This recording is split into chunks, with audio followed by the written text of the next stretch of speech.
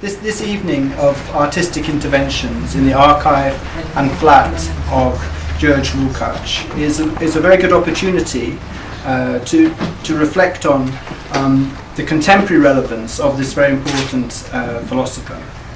So Lukács has been in the air over the last few weeks, and there have been so many stories, scandals, anecdotes, and real discussions about the importance and the significance of Lukács, and in the preparation of this exhibition. And despite the fact that there's been an awful lot written about Lukács and about his personality, still, as we came close to this subject, it becomes clear that there's still a very big enigma or mystery around his life and the times of George Lukács.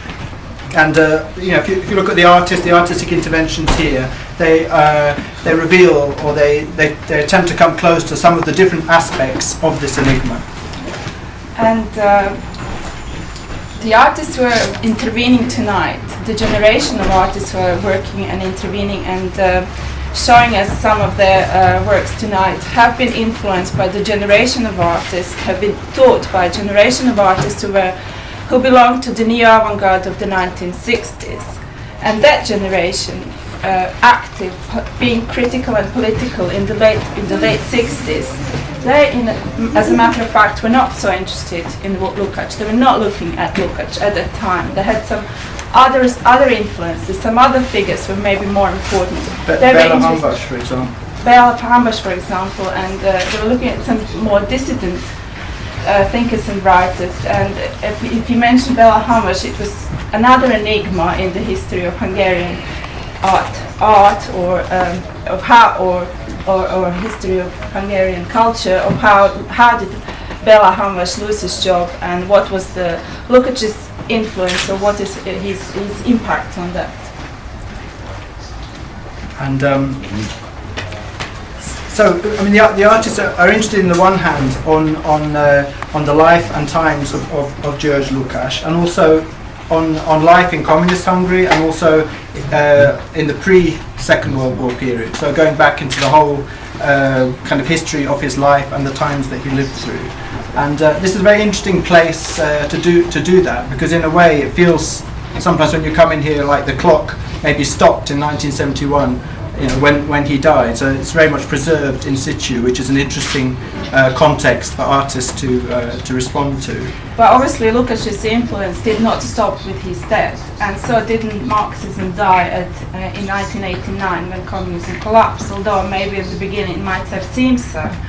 And just last week there was a big gathering of Marxists and theorists in Zagreb, which discussed again the importance of socialism and the ideas, and it was presented as the biggest gathering of philosophers in Croatia since Praxis School in Korčula. Obviously, Praxis School of the Marxist philosophers from Zagreb was very important, and obviously Lukács was a huge influence there as well.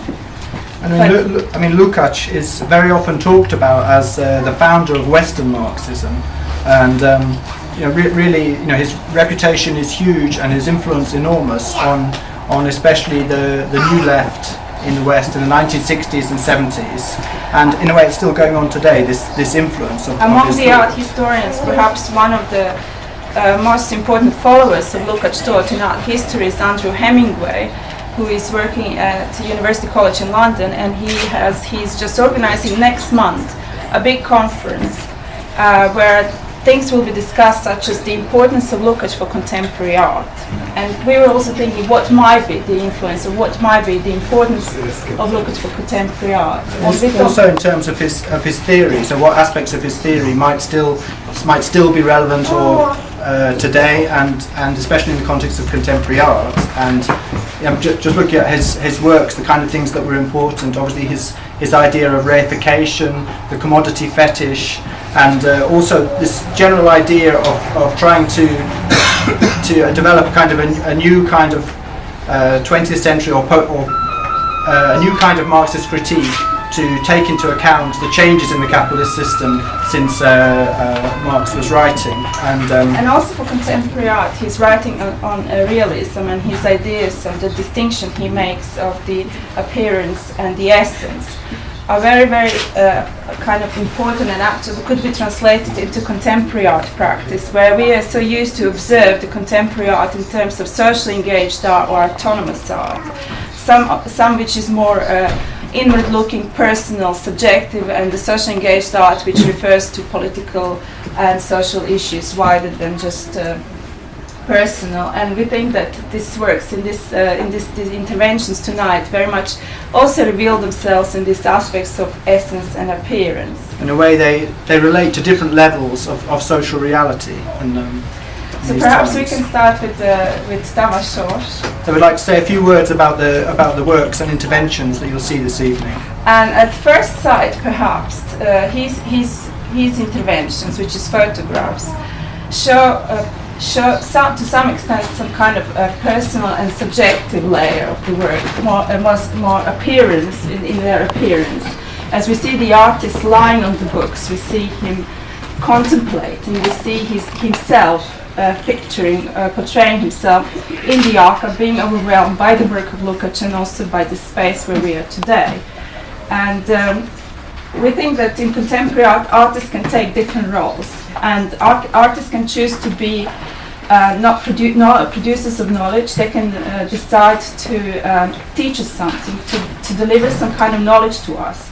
I think in this case, I don't think Tamás is really interested in somehow delivering or teaching us some kind of knowledge. But what we can find out is that Tamás is hungry for knowledge. He wants to find out more. He wants to contemplate on the work of Lukács, and he wants to engage with the archive, and also in the other photographs which he exhibits here, and a series of 3, we see him in conversation with the most famous and most important disciple of Lukács, András, and we can see that this conversation has lasted. It is a sequence. There is a duration involved in this contemplation about the importance of Lukács and in the work of Tamás. And there's another important aspect that when Tamás had the idea of doing this project, he also brought in other people, brought in other artists to also share in this evening of interventions, which brings quite an important kind of social dimension to the project. So the work reaches, and the influence of Tamás reaches to all of us in creating this event tonight. But he also told us some more personal stories, which maybe we could also share with you. So I think that one of the works is related directly to the influence of Lukács on the young Tamás, and so there was we found out that Tamás was interested in walking along the Danube. He wanted to come up and see Lukács himself while he was alive, but he was never allowed. Each time he rang the bell, they said, George Lukács is busy, he's working. And in the end, it was too late. And but then the prehistory of the fascination or admiration for Lukács lasted to the childhood, when Tamás saw his father on the 1st of May, the parade, carrying his toolbox, and in it he carried the books by Lukács. So maybe there is some element of psychoanalysis needed in Tamás Lukács's fascination, Tamás fascination with Lukács, but there is also an element of this. Psychoanalysis has also been something which immediately springs to mind if you open Lukács's short notes for an autobiography. It's obviously a very rich treasure trove for thinking in terms of psychoanalysis about the young Lukács, and there have been several books and scholarly articles written about the young Lukács, psychoanalytical position, a kind of Freudian position, looking, for example, at his relationship with his mother, which was quite problematic, and also with other family members, and this went on, and also has been seen in his relationship with women, with girlfriends, and his 2 wives. And people have maybe more generally, not just in terms of psychoanalysis, you can look at, it seems a very important factor in Lukács about how these women affected him and had an important part in the development of his work and his career, really.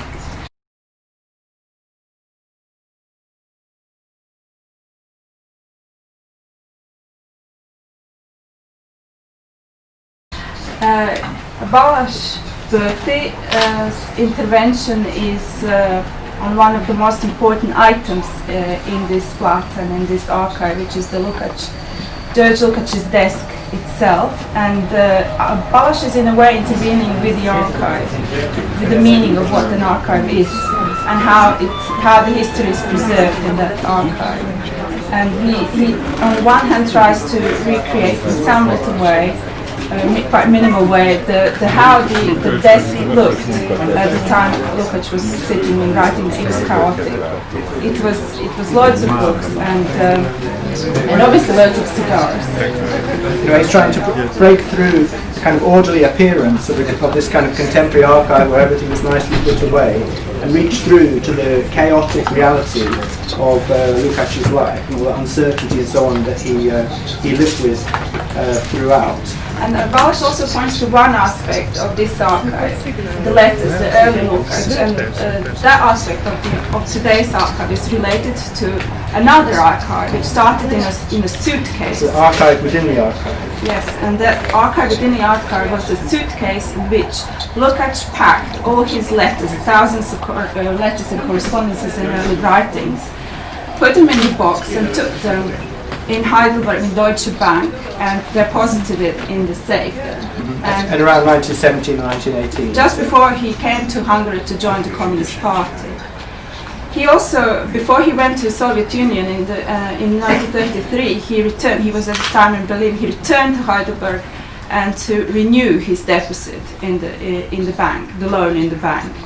What happened to that little archive is that it was forgotten in 1973. No one knew. 2 years after his death. 2 years after his death, no one knew it existed. In Lukács's biography, the notes that he wrote at the end of his life, he doesn't mention it at all. We don't know. That's another enigma of Lukács's life. We don't know why he doesn't mention it. We don't know why he not want it. Did he forget what happened? We don't know.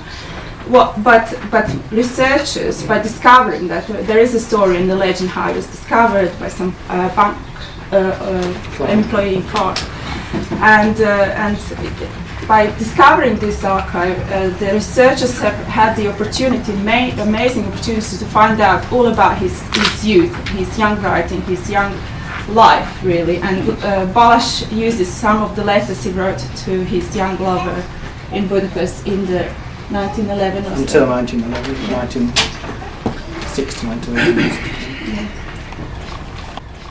And yes, and now to go on to Kis Varsó's intervention. So in a way, what they're doing today, I think, is the otherness of the Kadar era culture. How does that reflect on today, and how do people approach that today? If we think of about their intervention in terms of the appearance and essence, the element of appearance will become significant.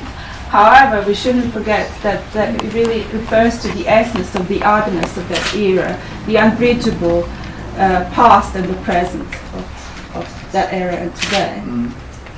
In difference to János Sugár, who takes a rather different approach. So János Sugár is not looking so much at the past, but more about the kind of past, that kind of lost present, or looking at the present, and also the impact of about the contemporary legacy of Marxist thinking and of Lukács's contribution to Marxist thinking, and in particular the idea of kind of labour and work and production under socialism. I think he creates a kind of implicit comparison between the treatment of intellectuals and artists and their labour in the communist period and the kind of post-communist situation. And also, while many artists looking at the past, in a way, János Sugár inserts himself. He really intervenes into this past with his actions of repairs or invisible marks that he leaves on the item within the archive. He kind of inserts himself into this archive and remains here. He intervenes with the past, but he also stays here in the future. His interventions are more, on the one side, more practical, on the other, more long-lasting. I think he's trying to salvage something, in a way, from this archive, from this situation, from this memory of this problematic figure of George Lukács, and also recycle something as he's along the way.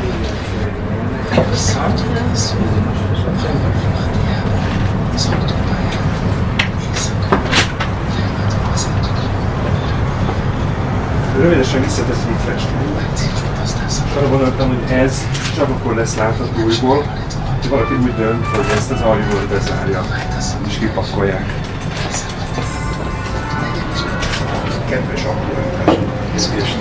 And the last artist we're going to talk about is Miklós Erhardt, who the starting point of his intervention is a plaque which you can see on your which has been covered or hidden, but there is a plaque behind it. You can ask about it and find out about it, and it was actually damaged in the presumably in the years after 1989, and in a way that this work goes to the essence of the problematic nature of George Lukács's historical role, kind of moral and historical dilemmas that he faced, and the interviews, the questions that he's asking, the interviews that he's making with people here today carry on this investigation into the life of someone who, I mean, just to mention a few things, the sort of situations that he was in, from his role in the 1919 Republic of Councils to his relationship with Stalinism and his time in Moscow, to his quite ambiguous role in the 1956 revolution and his career afterwards. So there are questions that remain, and reasons why some people after 1989 felt the need to smash this plaque. Szabad embert ölni? Nem csúnya dolog, nem. Egyszerűen legrondább dolog. De hát tudjuk. And it goes to the essence of the problematic character of Lukács. And just to finish up, just to round things up, just to when you come to this archive, in a way you get a picture which is very much based on the Lukács of the last 25 years of his life. But actually he had very many other phases, and in a way very many other identities. And people have talked about kind of young existentialist Lukács and the kind of Bolshevik Lukács leading the way in the Republic of Councils, onto the Stalinist Lukács, and the kind of revisionist Lukács who's very familiar to the New Left in the West, in the kind of Western Marxist trend. And in a way, perhaps the kind of, if you were looking for a contemporary Lukács, it's perhaps a kind of amalgam or synthesis of all these different Lukács, and this is something to which the artists I think are working towards. So we invite you to the evening of discussions, interventions, appearances, finding out the essences behind them, and cigars and wine. Thank you. Thank you. Thank you.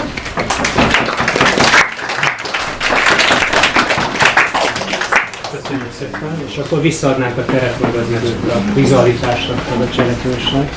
Érezzük jól magatokat.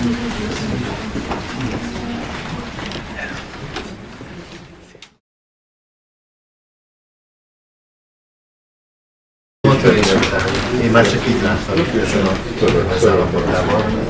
Miki csinált is egy fotót, de aztán végül is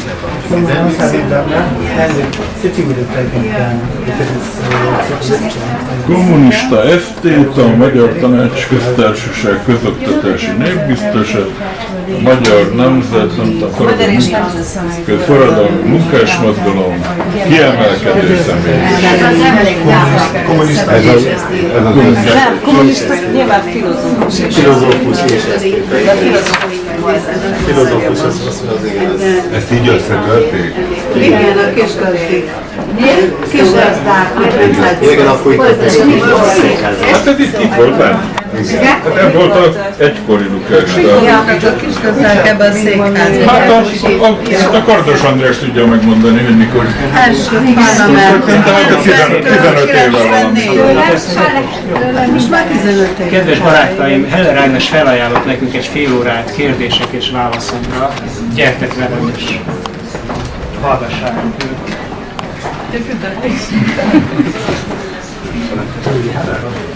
Lukács először 1947. októberében találkoztam, akkor kerültem az egyetemre, 47. szeptemberében, és ő akkor a 6-os nagy előadó teremben adott elő, több mint 100 diákja volt.